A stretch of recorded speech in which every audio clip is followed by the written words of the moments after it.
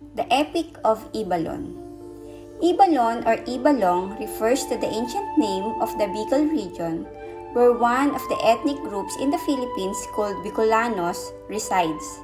It also refers to the famous Epic of Bicol, the 60-stanza poem narrative about the old Bicol, that was believed to be written by the Spanish friar Bernardino de Melendreras, OFM, and was published in Spain by another Spanish friar named Jose Castano, OFM, in 1895. In Legazpi City, Albay, a non-religious festival is being celebrated every month of August and is called Ibalong Festival. It is to commemorate the narrative told in the Ibalong epic about the life of the legendary heroes Baltog, Hanjong, and Bantong. Do you want to hear the stories of these three heroes? Come and be mesmerized by the epic story of Ibalong.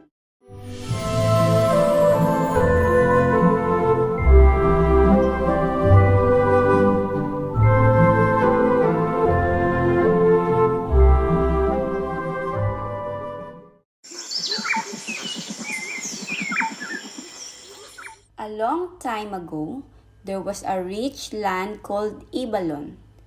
The land was lush and of virginal beauty. One day, an adventurer from Botavara came by and discovered the land. He came from the brave family of Lipod, and his name is Baltog.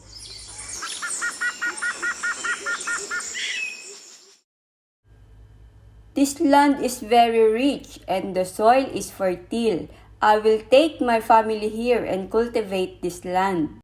The richness and beauty of the land made Baltog decide to bring his family and workers there. They built their houses, cultivated the land, and planted linsa or gabi plants. Family and friends, let's help each other to enrich this land. This is our land now. Let's live in peace and prosperity. But their harmonious living in Ibalong was disturbed by a huge, wild, man-eating boar, the Tandayag. It wandered in the fields every night and smashed all the gabi and other crops. This creature loves to destroy everything.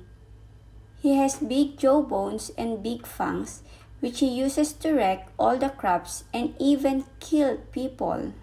I'm here to destroy all of you, including your crops.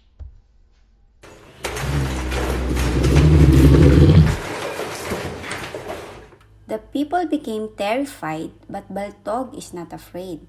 He got the chance to fight the Tandayag with his strength and bravery, while the beast is inflicting destruction in their field.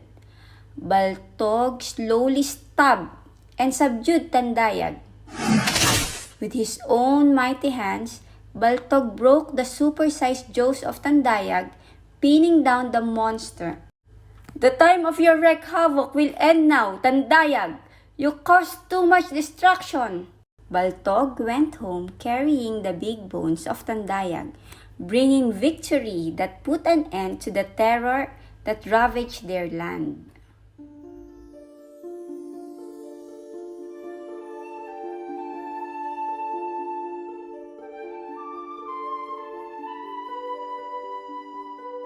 In the kingdom of Ibalong, land filled with monsters with its own virginal beauty, we will find out who is Hanjong and what did he contribute in Ibalong. Hanjong standing on a hill overlooking his village.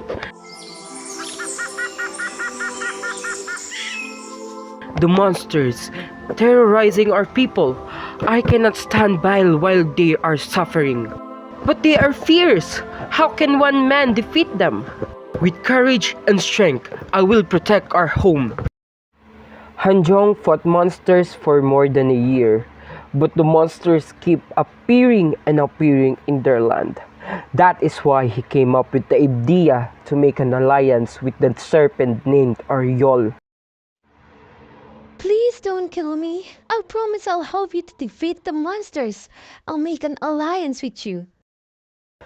I don't hurt women. I will not kill you, but I will free you from the curse and I will marry you to be my wife and break you from the curse you're given. After Hanjong made alliance with Oryol, he defeated Dambuhala and Tribolot and many monsters in the Ibalong. After that, the village of Ibalong lived a peaceful and harmonious life.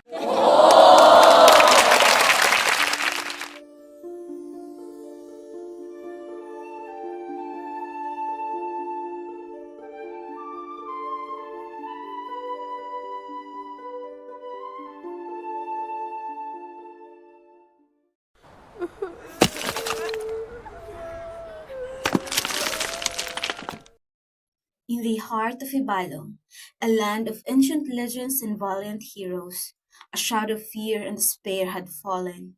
The monstrous rabbit, a creature of immense power and terrifying strength, who can turn someone in stone, had emerged from the deep of the forest.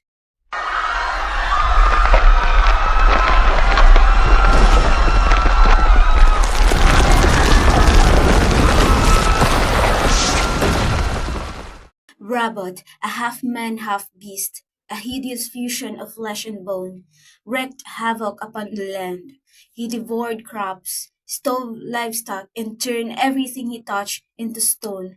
His monstrous laughter echoed through the place, a chilling reminder of his power. Hope seemed lost until Handyong, a warrior of great renown, a man whose courage was as legendary as his strength, rallied the people. Do not be afraid, people of Ibalong. There's still hope. Bantong is coming. He is a warrior of unmatched skill and courage. He will surely defeat Ravot.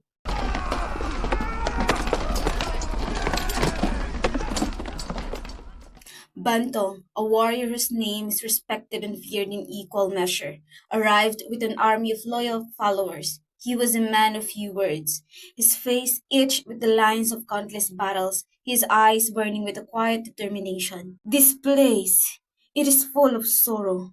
The giant named Rabot has turned men into stone. Despicable! I will avenge everyone!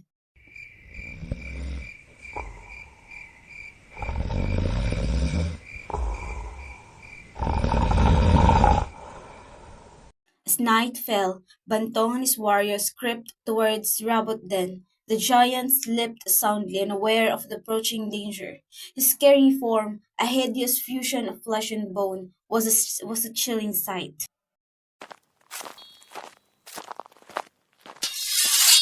Bantong, a warrior's movements were as fluid as the wind, moved with grace and the hunter. He raised his bolo, a weapon forged from the finest steel, its edged razor sharp, a symbol of his strength and unwavering determination. With a swift and powerful strike, Bantong sliced Rabot into two. The giant let out a final agonizing roar, a sound that shook the very foundation of the earth, before falling silent. The people of Ibalong rejoiced. Bantong, the hero, had saved them from the monstrous Rabot. Peace returned to the land, and the legends of Bantong's bravery was passed down through generations. And so, the tale of Bantong, the third hero, became a beam of hope, a testament to the enduring power of courage and unwavering spirit of Ibalong.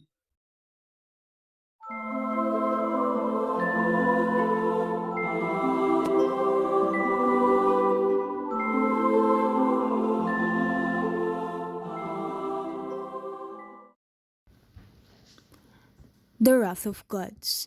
Bantong had just killed Rabot, the half-man, half-beast monster that terrorized Ibalon, by striking him in his sleep.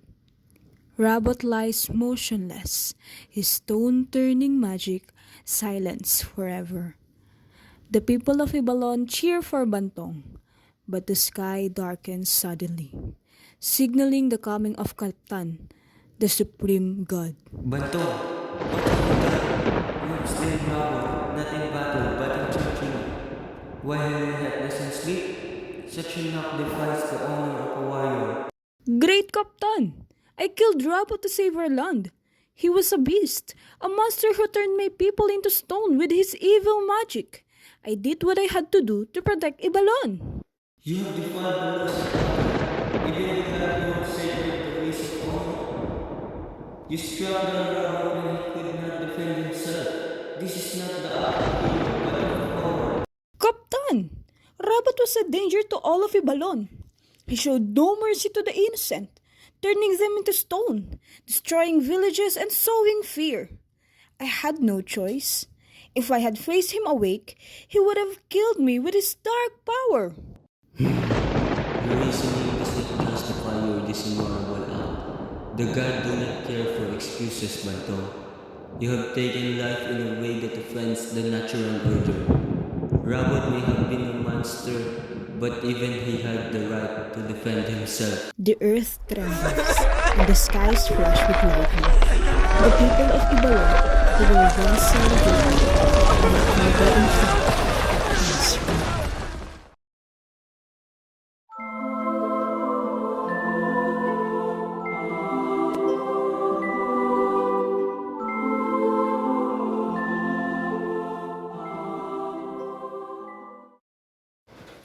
The Rise of Ibalon. After many days, the storm subsides, but the land lies in ruins.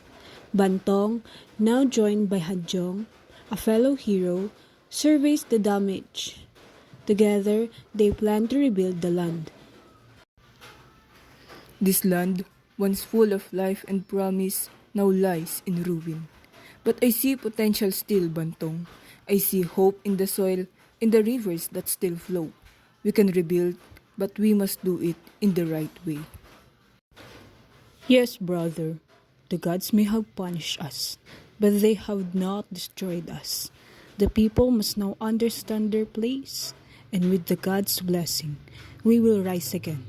Together, we will rebuild Ibalon. With wisdom and unity, we will thrive again. The land will be tamed, and our people will prosper. After the heroic efforts of Baltog, Handyong and Bantong, Ibalon is ultimately saved from the destructive forces of monster and nature. The land, though scarred by battles and challenges, rises again, stronger than before. At its core, the conclusion of Ibalong emphasizes themes of renewal and survival. Despite facing the wrath of gods, fierce beasts, and natural calamities, the hero's courage and wisdom lead to the eventual restoration of peace and prosperity in Ibalong. The epic reflects the timeless struggle between chaos and order, and how leadership, strength, and the will of the people bring about a new era of harmony. However, it also carries a lesson that even in victory, respect for higher powers like the gods must remain. The hero's deeds are celebrated, but they also serve as a reminder that balance between humanity and the divine must always be maintained. Ibalon stands as a symbol of resilience and the importance of unity in the face of destruction.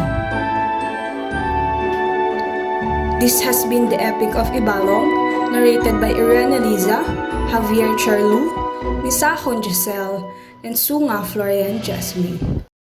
Across the land of Ibalong, other heroes have risen to meet the challenges that threaten their world. Warriors, sorcerers, and even humble farmers have answered the call to defend their people and their way of life. Ibalong the Epic is more than just a story. It is an invitation to join a legacy of heroes. It is a reminder that within each of us lies the potential of greatness. We are all called to face our fears, to stand up for what is right, and to fight for the world we believed in. Be the hero of your own adventure as you experience the epic adventure of our heroes and witness their bravery. Feel the power of the spirit of Ibalong. This is Ibalong. This is our story.